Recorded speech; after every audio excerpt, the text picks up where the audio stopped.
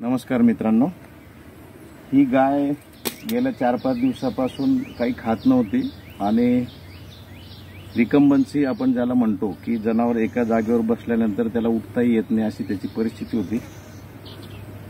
तिला डायरियाचा पण प्रॉब्लेम होता मोठ्या प्रमाणामध्ये।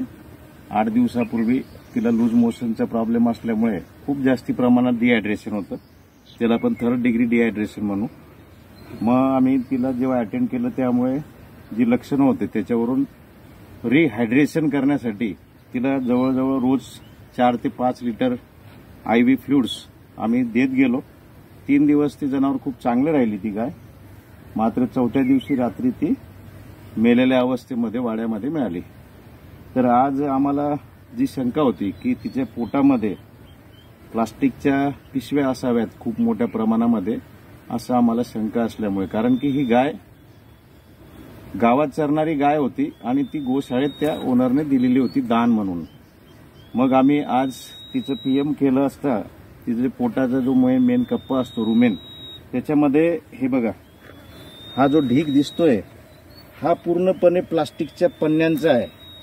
याच्यामध्ये या अशा प्रकारे प्लास्टिकच्या पन्न्या या एकमेकांमध्ये गुफल्या गेलेल्या आहेत कंप्लीट, आणि हे अंदाजे जवळजवळ साधारणपणे 25 ते 30 किलोच्या आसपास प्लास्टिकच्या या पिशव्या एकत्रितपणे गुफलेल्या आहेत।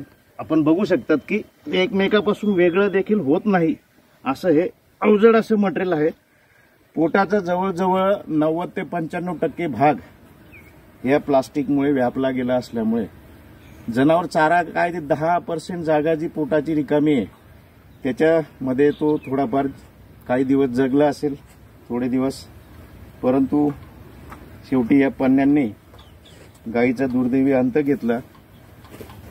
माझी सर्व नागरिकांना विनंती आहे की आपल्या घरातलं जे बासी अन्न असतं ते अन्न आपण प्लास्टिकच्या पिशवीमध्ये टाकून बाहेर टाकून देतो, कचऱ्याच्या पेटीमध्ये किंवा कुठल्या तरी ओपन स्पेसमध्ये, आणि मग हे फिरणारी जी जनावरं असतात ही अन्नाच्या शोधामध्ये त्या प्लास्टिकच्या पिशवीत, तिला ते स्मेलमुळे कळतं की याच्यात अन्न आहे, परंतु त्या प्लास्टिकच्या पिशवीतून ते अन्न सेपरेट करून प्लास्टिकची पिशवी बाजूला करणं काही त्याला पॉसिबल नाही होत।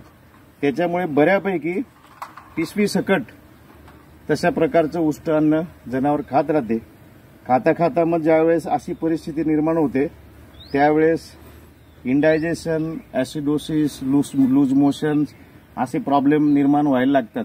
आपण उपचार करतो लक्षणांप्रमाणे, परंतु जर परिस्थिती एवढी गंभीर असेल तर ते जनावर दुरुस्त होणं दुरापास्तच नाही, अशक्यच गोष्ट आहे जवळपास मला वाटते। म्हणून माझी सगळ्यांना विनंती आहे की प्लास्टिकच्या पिशवीत अन्न टाकून तुम्ही कुठल्याही कचऱ्याच्या पेटीमध्ये ते टाकून देऊ नका। हे फिरणारे जे आपले जनावरं असतात हे जनावरं यांना कळत नाही फारसं, त्याच्यामुळे ते अन्नासकट पिशव्या खाल्ल्यामुळे असा प्रॉब्लेम निर्माण होतो। तुम्ही पुन्हा एकदा बघू शकतात, या सगळं प्लास्टिक मटेरियल आहे, याचं वजन जवळजवळ 30 किलोपेक्षा जास्ती असेल। आम्ही ते आता कानकाट्याने मोजणार आहोत। त्याच्यामुळे पुनश्च एकदा विनंती की अशा प्रकारे प्लास्टिकच्या पिशवीमध्ये अन्न टाकून फेकू नका। धन्यवाद।